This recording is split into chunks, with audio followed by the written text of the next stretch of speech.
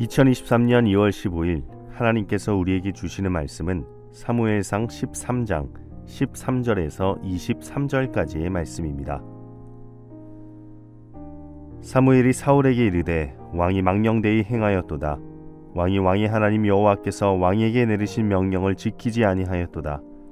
그리하였더라면 여호와께서 이스라엘 위에 왕의 나라를 영원히 세우셨을 것이거늘 지금은 왕의 나라가 길지 못할 것이라.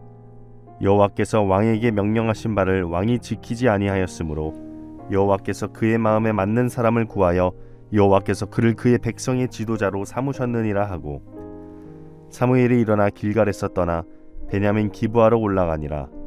사울이 자기와 함께한 백성의 수를 세어보니 600명 가량이라. 사울과 그의 아들 요나단과 그들과 함께한 백성은 베냐민 게바에 있고, 블레셋 사람들은 믹마스에 진쳤더니 노략군들이 세대로 블레셋 사람들의 진영에서 나와서 한 대는 오브라길을 따라서 수알 땅에 이르렀고, 한 대는 베토론길을 향하였고, 한 대는 광야 쪽으로 스보임 골짜기가 내려다 보이는 지역길로 향하였더라. 그때 이스라엘 온 땅에 철공이 없었으니 이는 블레셋 사람들이 말하기를 히브리 사람이 칼이나 창을 만들까 두렵다 하였음이라.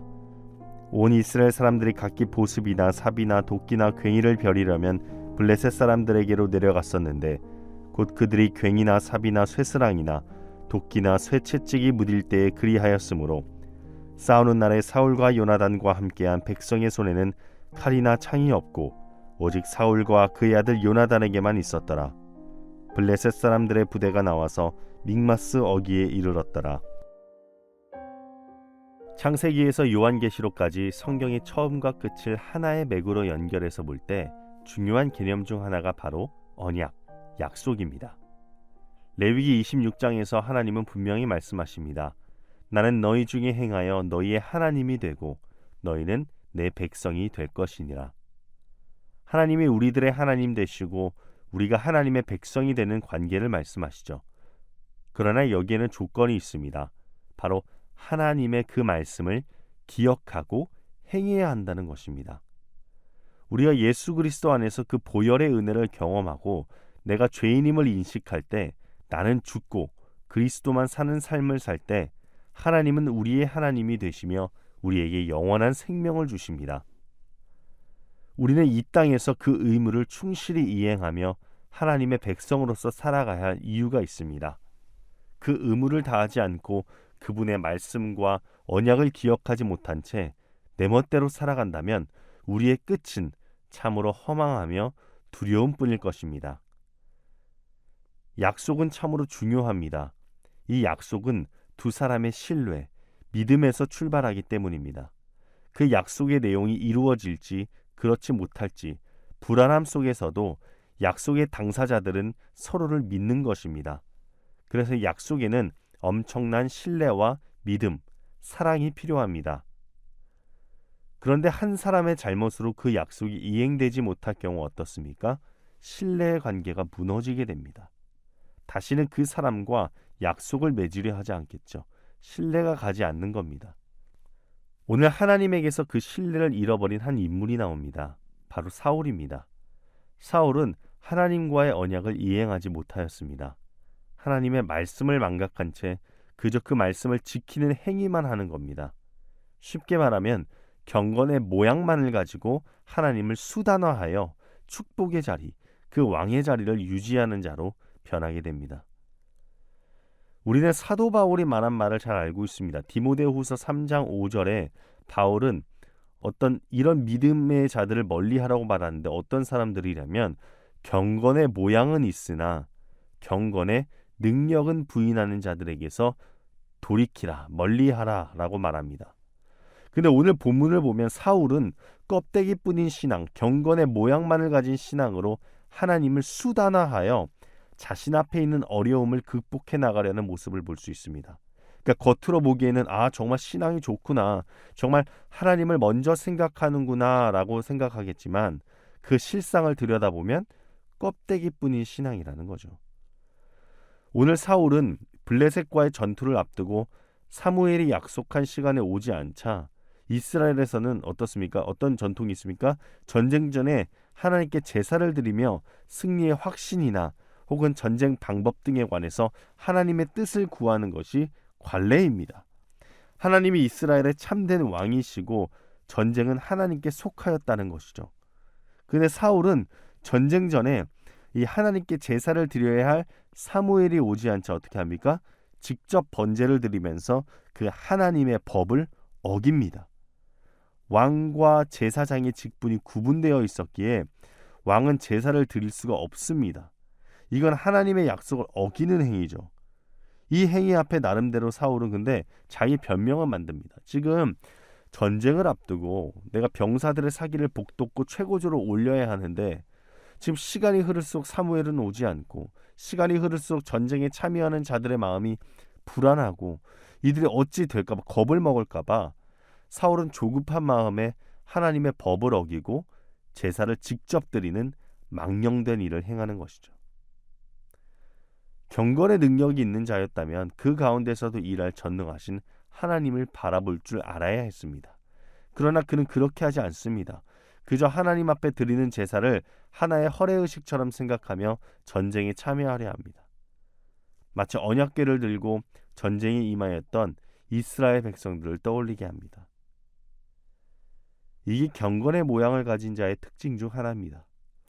경건의 모양을 가진 자의 특징 중 하나는 하나님의 말씀을 망각해버린다는 겁니다.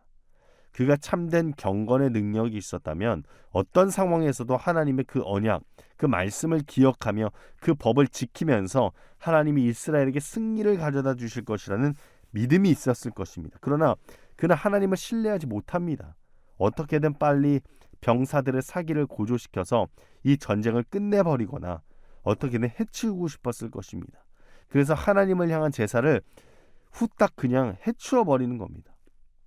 의무적으로 말합니다. 오늘 그 행동을 성경은 뭐라고 표현합니까? 망령되이 행했다고 말합니다. 13절에서 사무엘이 이렇게 말하죠. 사무엘이 사울에게 이르되 왕이 망령되이 행하였도다. 왕이 왕의 하나님 여호와께서 왕에게 내리신 명령을 지키지 아니하였도다. 그 명령을 지키지 못하고 망령되이 행하자 그 결과가 어떻습니까? 사울의 나라가 영원하지 않을 것이고 버림받고 그 자리를 채울 누군가가 이미 세워졌다는 이야기를 사울은 듣습니다. 그러니까 경건의 모양만을 가지고 있는 자의 최후가 바로 이런 겁니다. 저는 우리의 신앙을 되돌아봅니다. 우리의 예배는 어떻습니까? 우리는 예배의 자리에, 기도의 자리에 어떠한 마음을 가지고 왜 나오는 겁니까? 단순히 하나의 주중 행사로 나오는 것이 아닌지, 이 예배가 단순히 우리 가정의 주중 행사가 된 건 아닌지, 우리 마음속 깊숙한 곳에서 자리 잡은 그 예배를 향한 동기가 무엇인지를 우리가 한번 살펴볼 필요가 있습니다. 늘 기도합니다. 하나님, 하나님의 이름이 내 인생을 이끌어가는데 수단이 되지 않게 하여 주시옵소서. 하나님의 이름으로 장사하지 않게 하여 주시옵소서. 하나님의 그 거룩한 이름을 내가 함부로 남용하지 않게 하여 주시옵소서. 늘 기도합니다. 하나님은 우리의 소비의 대상이 아닙니다. 하나님은 우리의 입맛에 따라 사용되어지는 분이 아닙니다. 우리가 잘 알지 않습니까? 하나님을 향한 그 순수한 사랑을 잃지 않도록 아둥바둥 버텨야 됩니다. 내 마음을 계속해서 치고 내 생각을 쳐야 합니다. 하나님, 내 마음을 붙들어 주소서. 하나님의 이름으로 내가 먹고 사는 자가 되지 않게 하여 주옵소서. 하나님의 그 거룩한 존재가 내 사업의 제품이 되지 않게 하여 주시옵소서. 주님, 그런 망령된 행동하지 않게 하여 주시옵소서. 늘 기도합니다. 늘 회개해야 합니다. 우리가 하나님의 그 거룩함을 깨닫지 못하고 수단으로 사용하는 이유가 무엇입니까? 그분의 말씀을 망각했기 때문입니다. 그리고 망각하게 되는 이유는 근본적으로 하나님의 그 전능하심을 신뢰하지 않기 때문입니다. 그렇습니다. 경건의 모양만을 가진 자의 두 번째 특징은 하나님의 전능하심을 신뢰하지 않는 자입니다. 진짜로 하나님의 전능하심을 믿는 자는 경건의 모양만을 가지지 않습니다. 가질 수가 없습니다. 그러다가는 후에 있을 결과를 두려워할 수밖에 없죠. 오늘 사울은 하나님의 전능하심을 신뢰하지 못했습니다. 오늘 본문 22절을 한번 보십시오. 싸우는 날에 사울과 요나단과 함께한 백성의 손에는 칼이나 창이 없고 오직 사울과 그의 아들 요나단에게만 있었더라. 당시 이스라엘에는 철공이 없었습니다. 그래서 새로 된 도구를 만들려면 블레셋 사람에게 의뢰를 해야 했습니다. 그런데 그도 새로 된 도구로 무기를 만들지는 못하고 뭐만 만들 수 있었냐? 농기구들, 뭐 괭이나 삽이나 쇠스랑 같은 것만 의뢰할 수가 있었죠. 그러니까 이걸 보면 지금 얼마나 이스라엘 군사들과 블레셋 군사들과의 군사력 차이가 극명한지를 보여주는 대목입니다. 사울과 요나단 외에는 칼이나 창이 없다고 말하죠. 그런 상황에서 이스라엘 군대 앞에 블레셋 사람들의 부대가 슬슬 움직이기 시작합니다.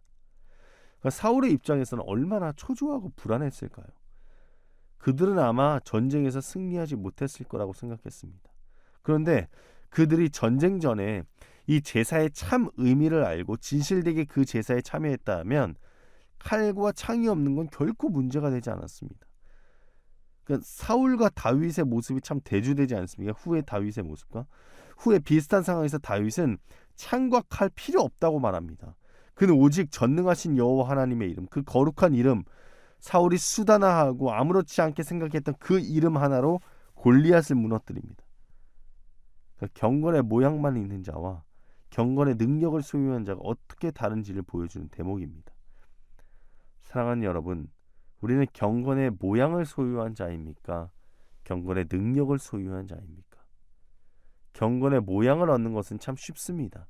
조금만 신용을 하면 되죠. 그러나 경건의 능력을 소유하기 위해서는 뼈를 깎는 자기 포기와 눈물 섞인 기도가 필요합니다. 저도 늘 기도합니다. 하나님, 목회자로서 경건의 모양을 얻는 거 참 쉽습니다. 그러나 경건의 모양만을 가지고 가면 우리는 언젠가 들통이 나고 무너집니다. 주님, 참된 능력을 허락하여 주시옵소서. 늘 기도합니다.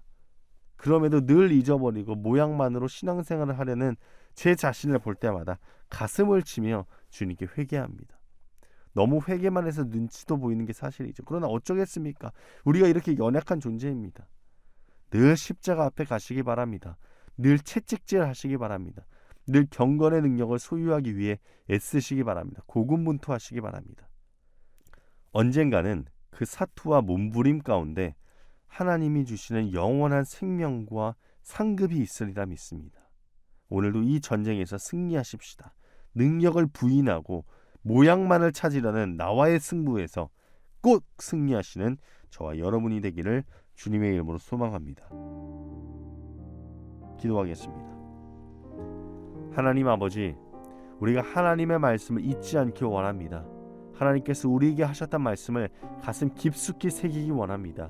그리고 그 말씀이 우리의 신앙의 동력이 되어서 우리가 단순히 경건의 모양만을 쫓는 자가 아니라 경건의 능력을 사모하고 경건의 능력을 소유하려고 고군분투하는 자들 되게 하여 주시옵소서. 그래서 오늘 우리에게 주어진 이 하루를 꼭 승리하는 자 되게 하여 주시옵소서. 예수님의 이름으로 기도합니다. 아멘.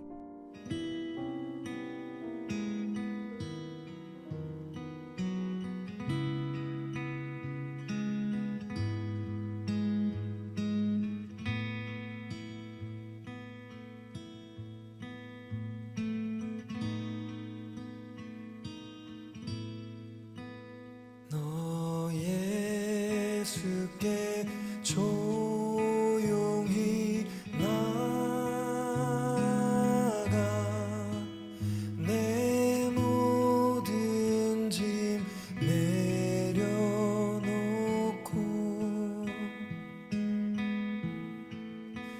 주 십자가 사랑을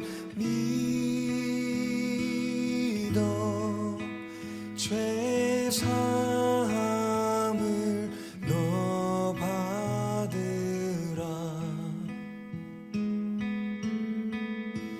주 예수의 은혜를 입어 내 슬픔이 없어지리.